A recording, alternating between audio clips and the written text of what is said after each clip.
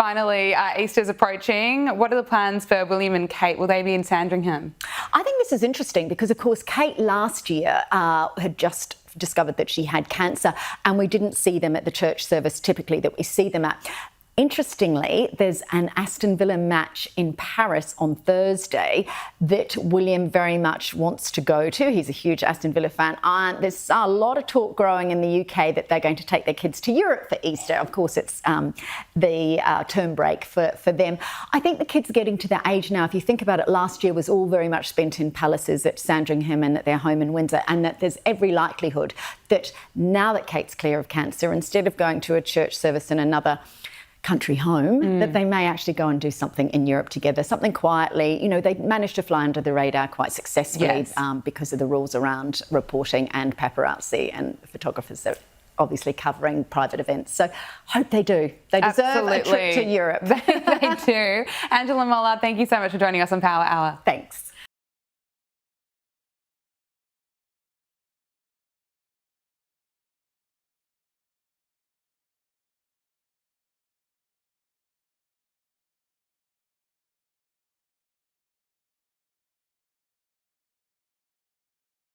Hello, Royal Sussex Squad family, and welcome back to your safe space for truth, fairness, and fierce loyalty to our Duke and Duchess of Sussex. If you're tired of the British media's never-ending circus of smoke and mirrors, this one's for you. Today, we're diving into the latest spin involving William and Kate's so-called Easter plans and why the press is suddenly going soft when it comes to their mysterious public absences, secret holidays, and hush-hush recoveries. But here's what we do on this channel. We don't just scratch the surface, we go deep, we connect the dots, and we call out the hypocrisy with style, facts, and that Royal Sussex Squad energy. So buckle up, because the real tea is hot, and it's not being served at Buckingham Palace. So let's start with this Easter narrative. According to UK media, William and Kate are allegedly planning a quiet Easter getaway with their children in Europe. How charming, right? The story is carefully framed to make them appear like a wholesome, tight-knit family just enjoying some well-earned downtime. But let's pause and examine this. Since January, the public has been kept in the dark about Kate's health, her whereabouts, and the palace's bizarre communication strategy, or lack thereof. After months of silence, we're suddenly told she's fine, she's recovering, and now she's ready to travel to Europe. Let's be real. This isn't about a family holiday, this is PR damage control, and the timing couldn't be more obvious. The palace is trying to steer the narrative away from controversy and confusion, hoping the public will forget the photoshopped image scandal, the awkward apology, and the weeks of radio silence that preceded it. But here's the kicker.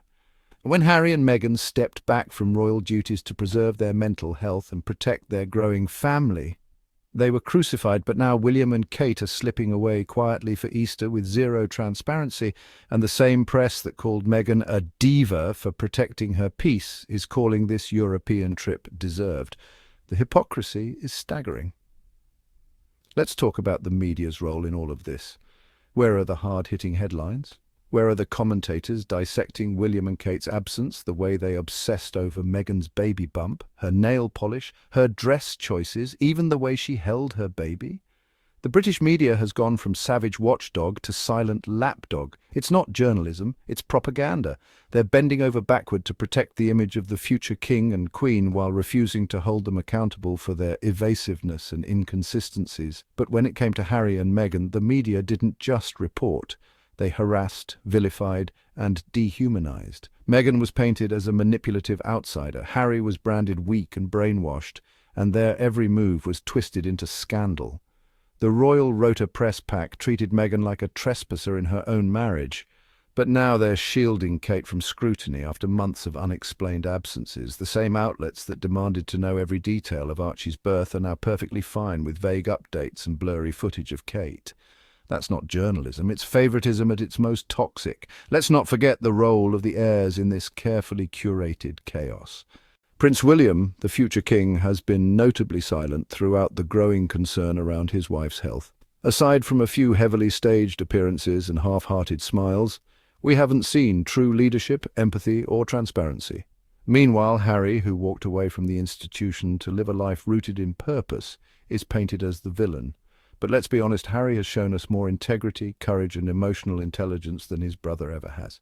He protected his wife when the institution wouldn't. He stepped back when the pressure became inhumane, and he built a life based on values, not titles.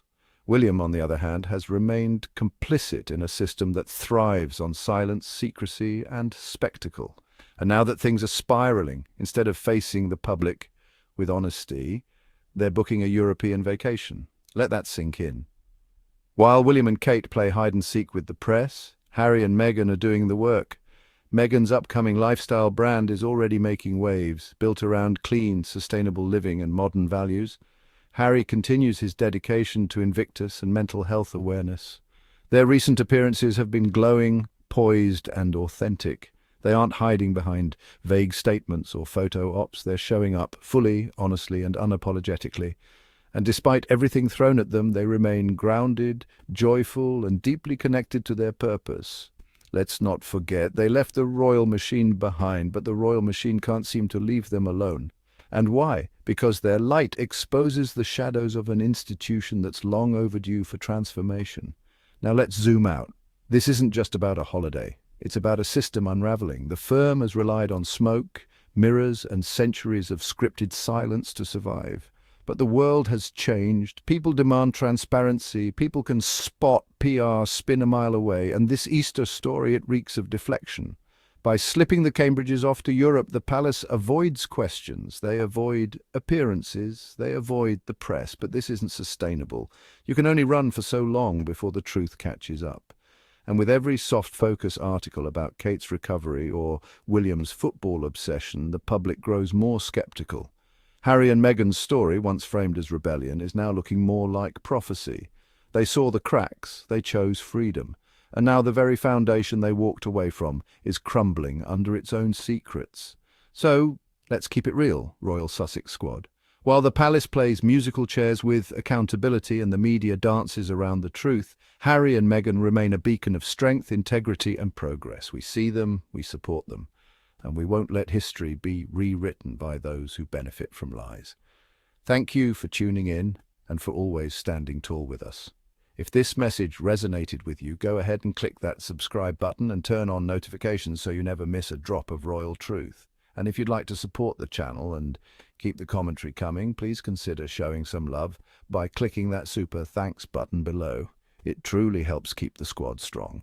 Until next time, stay sharp, stay loyal, and above all, stay Royal Sussex proud.